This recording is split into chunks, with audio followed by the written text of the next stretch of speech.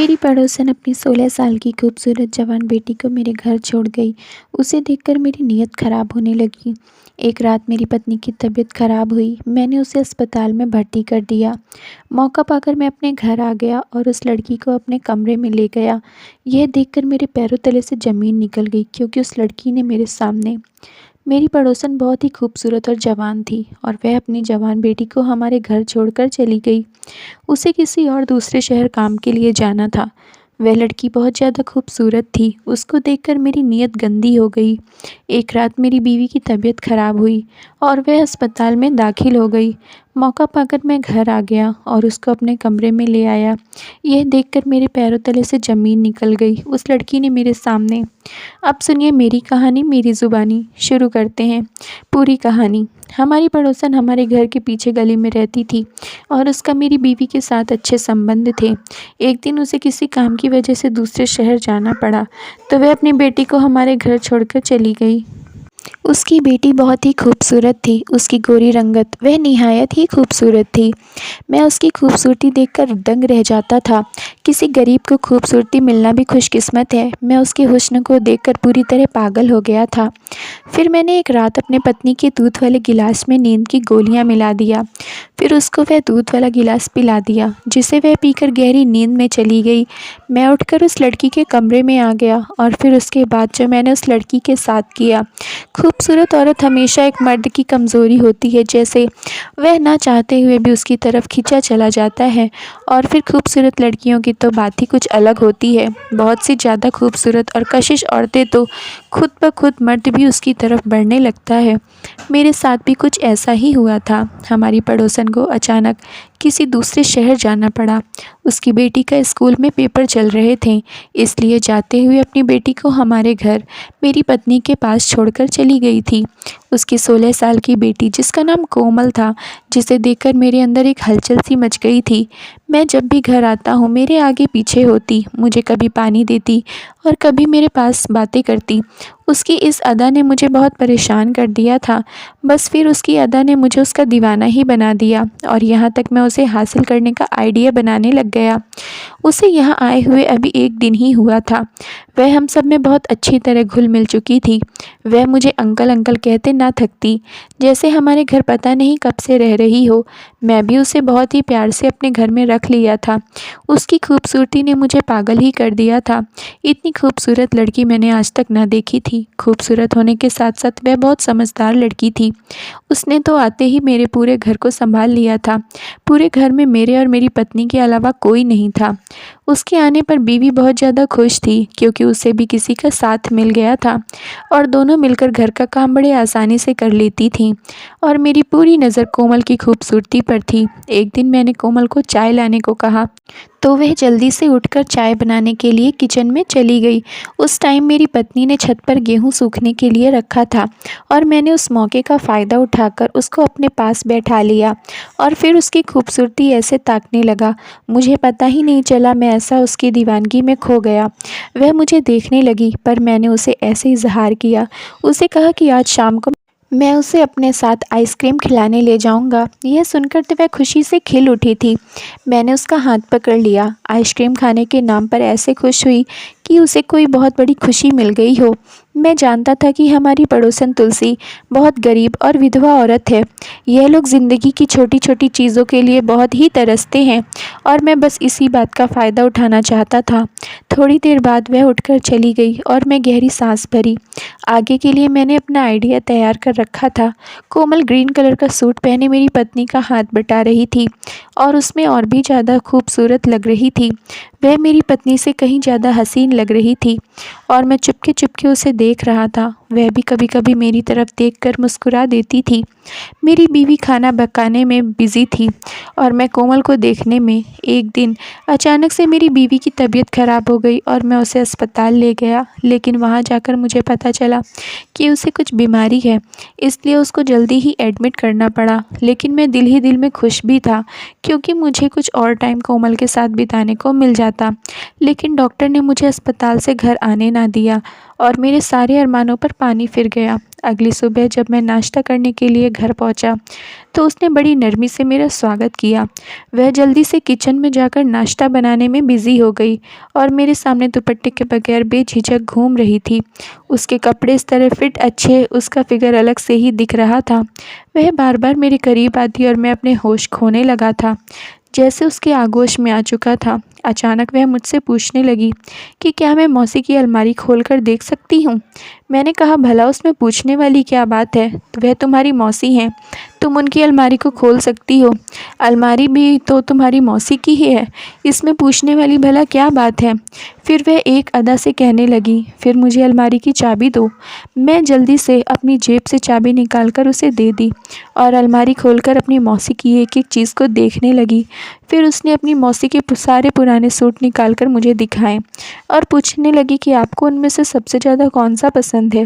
मैंने नीले रंग के सूट पर हाथ रखकर कहा कि तुम्हारी मौसी पर यह सूट बहुत जचता है। यह सुनते ही सूट उठाकर कमरे से निकल गई और जब वापस आई तो मैं उसे देखता ही रह गया। उस सूट में तो वह अपनी मौसी से कहीं ज़्यादा हसीन व खूबसूरत लग रही थी। अचानक ही वह मेरे सामने आकर मुस्कुराते हुए पूछने लगी, यह सूट मौसी पर ज़्यादा अच्छा लगता है या मुझ पर? मैं सोच भी नहीं सकता था कि 16 साल की उम्र में कोई लड़की इतनी भी खूबसूरत हो सकती है। इस खूबसूरती के 4 चाँद लगा रही थी। जैसे मैं उसकी तरफ बढ़ता मेरी फ़ोन की घंटी बजने लगी और मैं फ़ोन उठाया तो डॉक्टर ने जल्दी अस्पताल में आने के लिए कह दिया। मैं तो अस्पताल पहुंच गया। वहां पहुंचकर पता चला कि मेरी पत्नी की तबीयत पहले से ख़राब हो गई है। यह सुनते ही मेरी तो हालत ख़राब हुई और डॉक्टर उसे ठीक करने की पूरी कोशिश कर रहे थे। शाम तक उसकी हालत पहले से अच्छी हो गई तो डॉक्टर ने उसे छुट्टी दे दिया और मैं अपनी पत्नी को घर लेकर आ गया। मेरी पत्नी को देखकर कोमल का तो चेहरा ही उतर गया। उसने अजीब सी नज़र अपनी मौसी पर डाली और फिर अपने कमरे में चली गई। मैंने अपनी पत्नी को कमरे में जाकर लेटा दिया। मैं थोड़ा-सा परेशान हो गया था। मैंने कोमल को उसकी मौसी की तरफ जाते हुए देखा। मैं जानता था कि वह अपनी मौसी से ऐसी कोई बात नहीं करेगी। कोमल के साथ बीते हुए कुछ ही पल मुझे बहुत खुशी दे रहे थे, लेकिन उसके बाद जो कुछ मेरे साथ हुआ, मेरे कदमों तले से ज़मीन निकल गई थी। मैं और मेरी पत्नी बहुत टाइम से उस घर में रह रहे थे और हमारे पड़ोसन तुलसी भी बहुत सालों से हम लोगों को जानती थी। वह गरीब और विधवा औरत थी। मेरी पत्नी अक्सर ही उसकी मदद करने के लिए हमेशा उसे पैसे देती, लेकिन मैं यह कह देता कि मैं कब तक उसकी मदद करूंगा, क्योंकि उनकी समस्या ख़त्म ना होने वाली थी। मेरी पत्नी मुझे कहती कि आपके पास सब कुछ है, अगर आप उनकी थोड़ी सी मदद कर दोगे तो आपका क्या जाएगा। मैं एक मनमौजी आदमी था, जिसे एक विधवा औरत और अनाथ बच्ची से कोई हमदर्दी नहीं थी। फिर हमारी पड़ोसन तुलसी अपनी 16 साल की बेटी कोमल के साथ बहुत मजबूरी में हमारे घर आ गई। उसकी तबीयत बहुत ख़राब थी और उसे कुछ पैसों की ज़रूरत थी ताकि वह अपना इलाज करवा सके, लेकिन मैंने अपनी बीवी को कहकर डांट दिया कि उसने उन गरीबों को सर चढ़ा लिया है। उनका जब दिल चाहता है पैसे मांगने हमारे घर चले आते हैं। हमने कोई लंगर खाना नहीं खोल रखा। मेरी पत्नी के पास जो थोड़े बहुत पैसे थे तुलसी को दे दिया और अपने तौर पर उसकी जितनी मदद कर सकती थी की। उस दिन के बाद तुलसी हमारे घर पैसे मांगने नहीं आई और मुझे बहुत सुकून हो गया था। लेकिन मुझे क्या खबर थी कि एक दिन मुझे इस बात की क्या सज़ा मिलेगी। मैं अपने हाथों से ही खुद अपनी खबर खोद ली थी।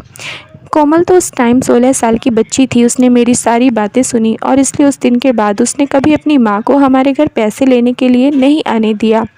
वह बहुत कम उम्र में ही बहुत समझदार हो गई थी, क्योंकि उसके सर पर बाप का साया नहीं था।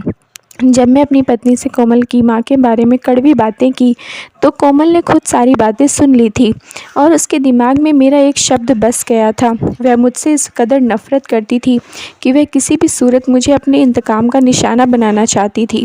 जब कोमल की माँ को अपने किसी सगे रोकने के बजाय मुझे अपनी तरफ खींच रही थी ताकि मैं अपनी हद पार कर दूँ, वह मुझे बहुत अच्छे से मेरी गंदी नीयत को जान गई थी और इसी बात का फ़ायदा उठाते हुए उसने खुद को मेरे सामने पेश कर दिया। रात होते ही मैंने अपनी पत्नी के दूध के गिलास में नींद की दवाई मिला दी, क्योंकि मैं पूरी रात कोमल के साथ बिताने की ठानी थी। थोड़ी देर बाद मेरी पत्नी को गहरी नींद आ गई और मैं कोमल के कमरे में चला गया। मुझे देखकर उसके चेहरे पर मुस्कुराहट फैल गई और जैसे मैं उसके करीब गया वह 2 कदम पीछे हट गई। मैं अपनी हवस के परे होने लगा और आगे बढ़ने लगा और वह अपने आप को बचाने के लिए मिन्नतें करने के लिए हाथ पैर चलाने लगी और जैसे ही वह मुझसे आज़ाद होने की कोशिश कर रही थी, लेकिन मैंने उसको हासिल कर लिया। जब मैं उसके कमरे से निकलने लगा तो कोमल ने साइड टेबल पर खड़ा मोबाइल निकालकर मेरी तरफ बढ़ाया और यह देखकर तो मेरे रोंगटे खड़े हो गए। उस मोबाइल में मेरी पूरी वीडियो बन चुकी थी जिसमें ऐसा लग रहा था जैसे मैंने उसके साथ कोई ज़बरदस्ती की हो। कोमल जैसे धक्के मार रही थी, ऐसा लग रहा था जैसे वह खुद को मुझसे छुड़ाने की नाकाम कोशिश कर रही थी। मैंने हैरत से कोमल को देखा तो मुस्कुराकर कहने लगी, यह वीडियो इस मोबाइल पर नहीं बल्कि उसकी माँ के मोबाइल में भी पहुँच चुका है और अगर मैं अब अपनी पत्नी के सामने अपनी इज्जत बनाए रखना चाहता हूँ तो खुद ही उनकी मदद करूँगा। कोमल बड़ी नफ़रत से कह रही थी कि एक अनाथ बच्चे की मदद करने में तो हमारी जान निकल रही थी और एक अनाथ बच्ची को तुम हासिल करना चाहते थे। कोमल की बातें सुनकर मैं तो हक्का बक्का रह गया। वह एक आइडिया के तहत इस घर में आई थी, यह तो मैं सुनकर सोचकर ही हैरान रह गया। कोमल कह रही थी कि कोई भी औरत खुशी से अपने जिस्म का सौदा नहीं करती बल्कि उसके हालात उसे यह करने पर मजबूर कर देते हैं। कोमल कहने लगी कि जब उसके घर कुछ खाने को नहीं था और हम एक टाइम की रोटी को भी तरसते थे तब मैंने उसकी मदद करने से साफ मना कर दिया था, जो कि मेरे पास पैसे की कोई कमी नहीं थी। वह कहने लगी, जब आपको मेरा जिस्म चाहिए था तो मुझ पर पानी की तरह पैसा लुटाने को भी राज़ी हो गया। अब तो तुमने क्या करना है यह सुन लो, अब हर महीने मेरे घर का खर्चा पूरी तरह तुम उठाओगे, नहीं तो मैं यह वीडियो तुम्हारी पत्नी को दिखा दूंगी और तुम पर रेप केस भी कर दूंगी। कोमल की बात सुनकर मेरी तो जान ही निकल गई, क्योंकि मैं सोच भी नहीं सकता था कि यह बात कभी मेरी पत्नी को पता चले। मैं कोमल से कह दिया कि मैं हर महीने उसकी पूरी मदद करूंगा, लेकिन कोमल ने एक और शर्त भी रख दिया जिसने तो मेरा दिमाग पूरी तरह सुन्न करके रख दिया था। वह कह रही थी कि यह मेरा दूसरा फ्लैट उसके नाम करना होगा। मेरे कदमों तले से ज़मीन निकल गई और मैं लड़खड़ाते हुए कदमों के साथ अपने कमरे में चला गया। अगली सुबह कोमल की माँ आकर उसको अपने साथ ले गई, लेकिन कोमल जाते जाते मुझे धमकी देकर चली गई कि आज से मुझे उसका सारा खर्चा उठाना होगा और अगर 1 हफ्ते के अंदर मैंने उनके नाम फ्लैट ना किया तो मेरे द्वारा किए कुकर्म से पर्दा हटा देगी। मैं कोमल की बात मानने पर पूरी तरह मजबूर हो चुका था। मैंने कुछ ही दिनों में उसके नाम फ्लैट कर दिया, जिसकी लड़की को मैं बहुत सीधा साधा मासूम शरीफ लड़की समझ रहा था और अनाथ बच्ची समझ रहा था, और यह सब समझकर मैं अपने जज्बात की हद पार कर दी थी। वह तो बहुत चालाक निकली। जब ज़माने में मौजूद हम जैसे लोग कोमल जैसी अनाथ और गरीब बच्चों को सहारा नहीं देते और उनकी मदद नहीं करते तो वह खुद ब खुद ऐसी बन जाती हैं, और यही नहीं बल्कि हम जैसे मर्द उन्हें तवाइफ बना देते हैं। कोमल भी एक तवाइफ की तरह खुद को इस्तेमाल कर बैठी थी और उसमें उस मासूम की कोई गलती नहीं थी। वह अपनी समस्याओं से मजबूर होकर उस जगह पर पहुंची थी कि उसने खुद को इस्तेमाल करने से भी परहेज़ नहीं किया। मैं तो अनाथ बच्ची को 2 टाइम की रोटी देने से तो कतराता था, और अब मैं मजबूर होकर उसके घर का सारा खर्च उठा लिया कि कोमल जैसी कितनी बच्चियों को रोटी भी नसीब नहीं होती। जो मैंने कोमल के साथ किया वह तो एक बहुत बड़ा जुर्म था और मुझे सारी उम्र इस बात का पछतावा रहना था। मैंने कई दफ़ा भगवान से झिझक कर अपने पापों की माफ़ी मांगी थी। उस दिन के बाद मैं कोमल को देखते ही अपनी नज़र झुका लेता था, क्योंकि मैं जान गया था कि वह मेरे काबिल नहीं थी, जिसे मैं अपने अपने हवस का शिकार बनाया। आप लोग भी अपने इर्द गिर्द की अनाथ बच्चों का ख्याल रखो और उनके साथ अच्छा बर्ताव करें।